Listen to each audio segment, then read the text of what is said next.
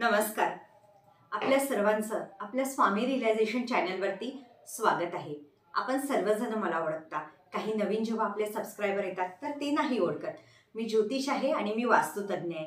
मी लगातार आपल्या सगळ्यांना आपल्या चॅनलच्या व्हिडिओद्वारे मार्गदर्शन करते. तुम्हाला माझ्यापर्यंत पोहोचणं शक्य नाही. खूप जण म्हणतात मॅडम तुमची फी खूप जास्त आहे, नाही शक्य, या वेटिंगवरती आहे. तर मी प्रयत्न करते की मी आपल्या सर्वांच्या प्रश्नांची उत्तरं देऊ आणि तुमचं समाधान करू. जसं आता आपल्या जीवनात असतं ना की आपल्या जीवनाला दिशा देणारा एक गुरु असतो. यात तुम्ही बघा, आपले सर्वात पहिले गुरु आपले आई बाबा, जे आपल्याला जन्म देतात. सेकंड मग आपण जसजसं मोठं होतो है ना, जे पण आपल्या सहवासात येतात, आपले फ्रेंड सर्कल म्हणा, सगळे. वाईट असेल तो पण आपल्याला काही ना काही शिकून जातं आणि हुशार बनवतो, आणि चांगला असेल तो पण आपल्याला शिकवतो. यालाच तर गुरु म्हणतात ना.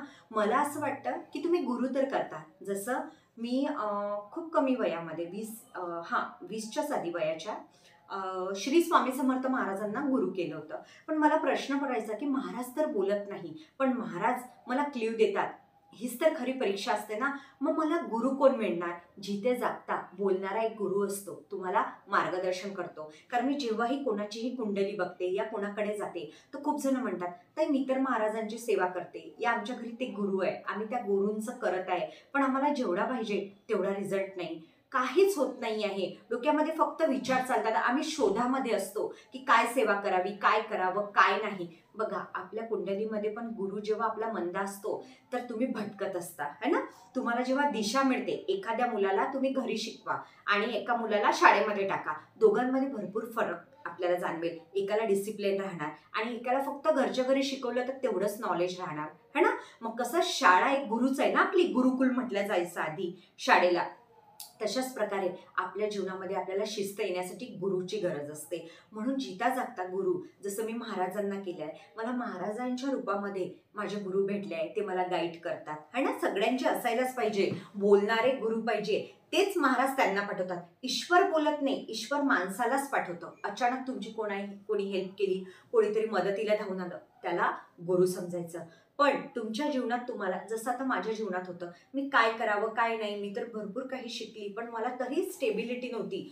पण मला जेव्हा माझी कुंडली मी माझ्या गुरूंना दाखवली आणि मला माझ्यातलं माझ्या गुरूंनी दाखवलं की तू खूप चांगली ज्योतिष होऊ शकते, तू लोकांना खूप चांगलं सहकार्य करू शकते, याला म्हणतात मार्गदर्शन. जर तुमच्या जीवनात तुम्हाला खरंच मार्गदर्शन मिळत नसेल तर तुम्ही ज्या गुरूंना मानता, जिथे पण कोणी तुम्हाला गाईड करत असेल तर त्या गुरूंची तुम्ही सेवा करणं सुरू करा.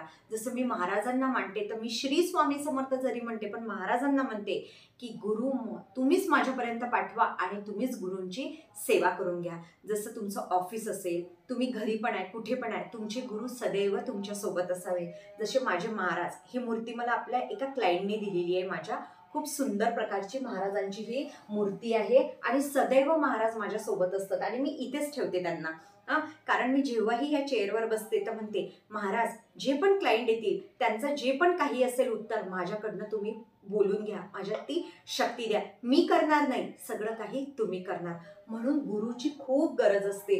तुमचा गुरु कोण आहे तुम्ही आजच बघा. तुमच्या मनात काय नाव येते, कोण आहे, हे उत्तर आपल्यालाच मिळत असते. म्हणून गुरु विना जीवन नाही. जुने लोक म्हणतात ना, अरे तुम्हाला गुरुच नाही, तुम्ही जीवन जगून काय करत आहे. म्हणून गुरु करा, पण गुरुच्या दिशेवर चला है ना. गुरु म्हणजे देणारा आणि शिष्य म्हणजे घेणारा. मग आपणही जर कोणाचे गुरु बनत आहे तर आपल्याला द्यावं लागतं. जेव्हा तुम्ही देणं सुरू करता तर येणं आपल्याजवळ सुरू होतं. म्हणून गुरु विना काहीच नाही आहे.